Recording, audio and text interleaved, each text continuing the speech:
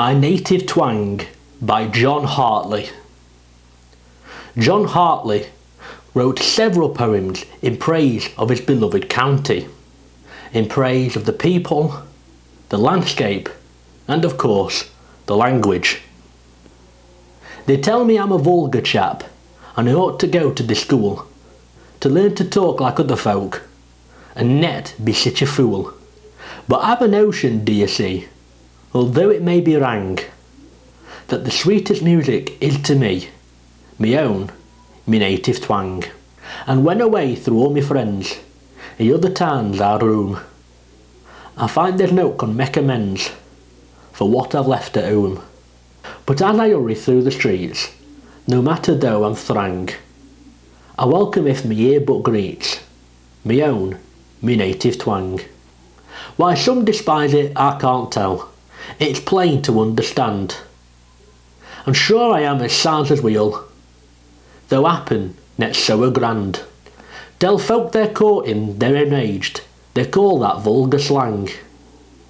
But if I say that they're engaged, that's net me native twang. Me father, though he may be poor, I'm net ashamed of him. And I love me mother, though she's deaf, and though her e'en are dim. I love the old town, I love to walk its crooked streets among, for there it is I hear folk talk, me own, me native twang. I like to hear hard-working folk say boldly what they mean, for though their hands may be smeared with muck, maybe their hearts are clean. And them at country folk despise, they say why, let 'em hang, they'll never rob me of me sympathies, through thee, me native twang. I like to see grand ladies when they're donned in silk so fine. I like to see their dazzling e'en through the carriage windows shine. Me mother were a woman, and though it may be wrang, I love them all, but mostly them that talk me native twang. I wish good luck to every one, good luck to them that's brass, good luck in better times to come, to them that's poor, alas. And may health, wealth, and sweet content for ever dwell amang true, honest-hearted Yorkshire folk that talk me native twang. The next little poem is by one of our best poets of today, Fred Brown. It's from his book, The Muse Went Weaving. He calls it A Wash Day Sandwich. Now then, lass, that bundle's rung. Tuck 'em out and get 'em hung. Give that pile of socks a rub. Fill that bowl and swill that tub. Nature, freshed by gentle rain, fills up her glad bowls yet again. Starts a song from brook and stones as every tree drips undertones. Drat it, Luke, it's coming on. It would do when we've nearly done. Fetch them blankets, fold them sheets. Rainy days, Max clothes or sneets. I'm Eric Scaife from the North Riding of Yorkshire, and I live in the West Riding at Leeds, but I'm originally from near Thirsk. I'm going to read the Lykewick Dirge. The Lykewick Dirge is an anonymous poem written in the Cleveland Yorkshire dialect. The versions we have date from the 14th century, when it was sung by women during the traditional wake or watch by the side of the lich or lake or corpse, the corpse before burial. One of the greatest, most evocative poems in the English language, its ancient moral code, retribution for evil, and fearsome imagery reflects the pre-Christian, possibly pagan origins, and in a strange way the bleak and unforgiving landscape of the North York moors. This ae night, every night and all, fire and fleet and candle light, and Christ receive thy soul. If thou from here our wake has passed, every night and all, to Winnie Moor thou comes at last, and Christ receive thy soul. And if ever thou gave a sauce nor shone, every night and all, then sit thee down and put them on, and Christ receive thy soul. But if us nor shone they gave us none, every night and all, the winnie will prick thee to their bare bane, and Christ receive thy soul. From Winniemore when thou mayst pass, every night and all, to Brigadred thou comes at last, and Christ receive thy soul. From Brigadred thou mayst pass, every night and all, to Purgatory thou comes at last, and Christ receive thy soul. And if ever thou gave us meat or drink, every night and all, the fire will never make thee shrink, and Christ receive thy soul.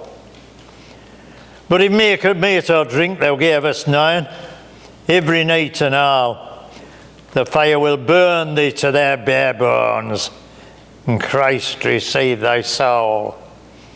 This night, every night and all, fire and fleet and candle light, and Christ receive thy soul. Here's John Hartley in rather lighter mood, Mary's Bonnet. Have you seen our Mary's bonnet? It's a stunner in no mistake. There's a bunch of roses on it and a feather down at back.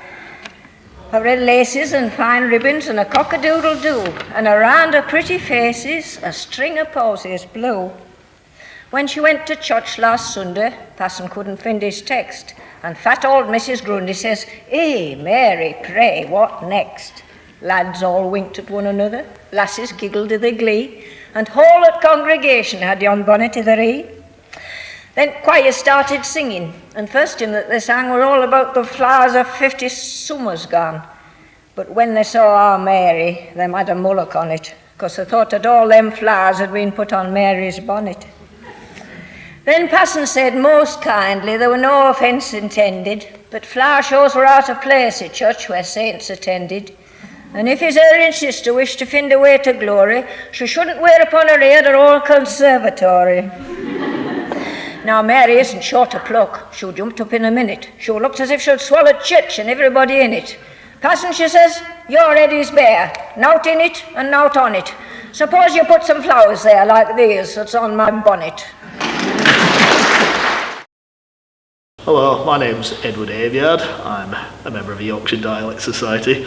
I'm reading from a book called the Yorkshire Dialect Classics, which was compiled by Arnold Kellett, who was a long-term member of the society. This particular poem is written by someone called F.W. Hurst, and it's clearly inspired by a famous poem by Robert Burns, the Scottish poet, addressing a mouse. This is about a mouse found in a miner's coal pit, which is about to be closed down. It's called the Deep Grave.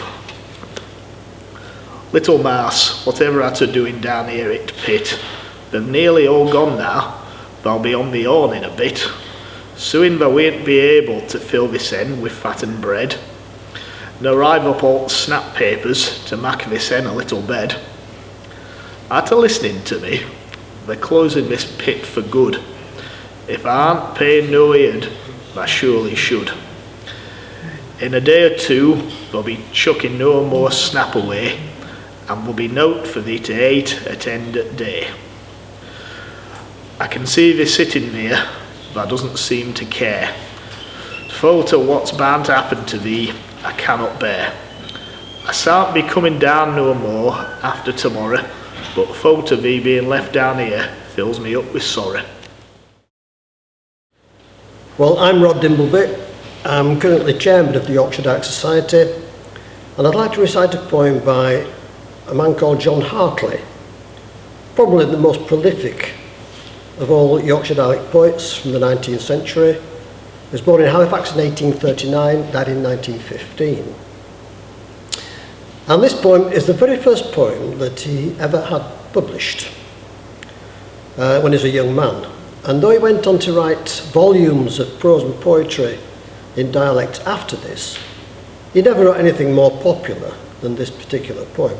It deals with the problem of youngsters, orphans on the street, trying to find something to eat amongst the rubbish on the street. And it's a poem called Bite Bigger.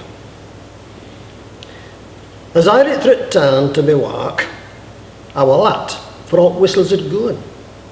I'm to remark it to fetch tears through out of a stone. It were raining and snowing and cold, and flagstones were covered with muck.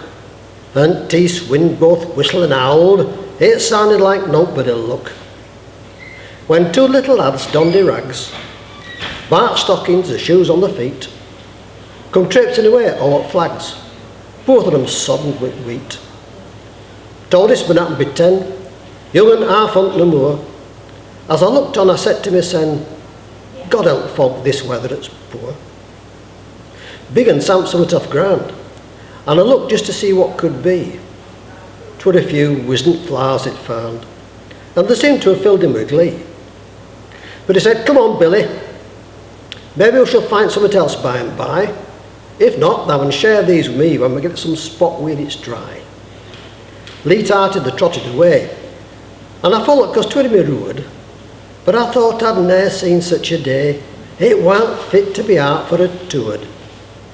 Some big and again slipped away, and Sam somewhat else out at muck.